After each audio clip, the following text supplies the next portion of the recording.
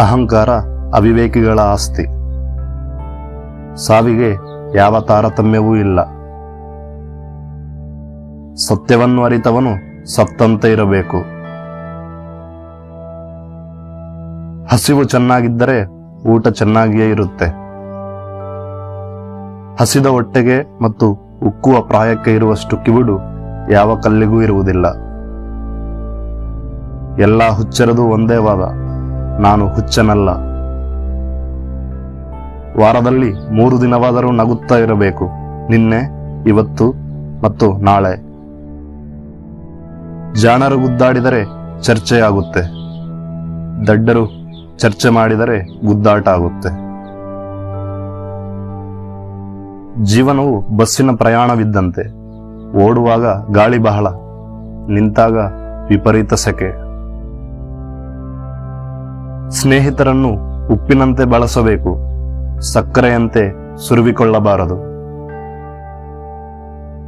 ಸಾವಿನ ಬಗ್ಗೆ ಎಚ್ಚರಿಸಲು ಕಾಲರಾಯನು ವರ್ಷಕ್ಕೊಮ್ಮೆ ಗಂಟೆ ಬಾರಿಸುವ ದಿನವೇ ಜನ್ಮದಿನ. ಎಮ್ಮೆಗೂ ಎಮ್ಮೆಲ್ಲೆಗೂ ಏನು ವ್ಯತ್ಯಾಸ ಅಂದ್ರೆ, ಎಮ್ಮೆ ತಿರುಗಾಡಿ ಮೇಯುತ್ತೆ, ಎಮ್ಮೆಲ್ಲೆ ಕುಳಿತಲ್ಲೇ ಮೇಯುತ್ತಾನೆ.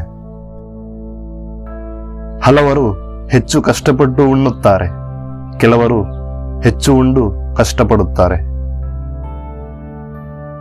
ವಿವೇಕಿಯ ನಾಲಿಗೆ ಹೃದಯದಲ್ಲಿದೆ, ಅವಿವೇಕಿಯ ಹೃದಯವು ನಾಲಿಗೆಯಲ್ಲಿದೆ.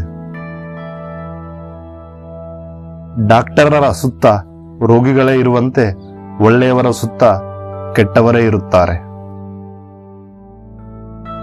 ಜೀವನೋಪಾಯಕ್ಕಾಗಿ ಅಲ್ಲ, ಆತ್ಮ ಸಂತೋಷಕ್ಕಾಗಿ ಮಾಡುವ ಕೆಲಸಗಳೇ ಹವ್ಯಾಸ. ಮನುಷ್ಯನನ್ನು ದುಡಿಯಲು ಹಚ್ಚುವ ಏಕಮಾತ್ರ ದೇವರು ಸ್ವಾರ್ಥ.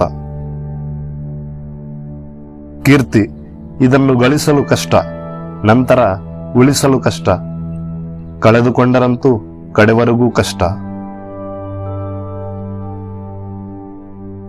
ಮಗುವಿಗೆ ಅಳು, ಹೆಣ್ಣಿಗೆ ನಗು, ಅವಿವೇಕಿಗೆ ಧೈರ್ಯ ಮತ್ತು ಅಪ್ರಾಮಾಣಿಕನಿಗೆ ರಾಜಕಾರಣ ಅತ್ಯುತ್ತಮ ಆಯುಧಗಳು.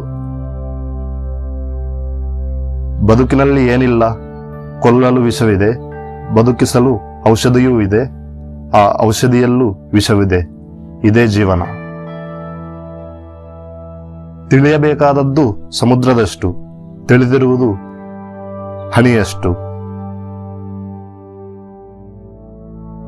ತಾನು ಮರೆತದ್ದನ್ನು ಇತರರಿಗೆ ಕಲಿಸುವವನೇ ಮಾಸ್ತರ.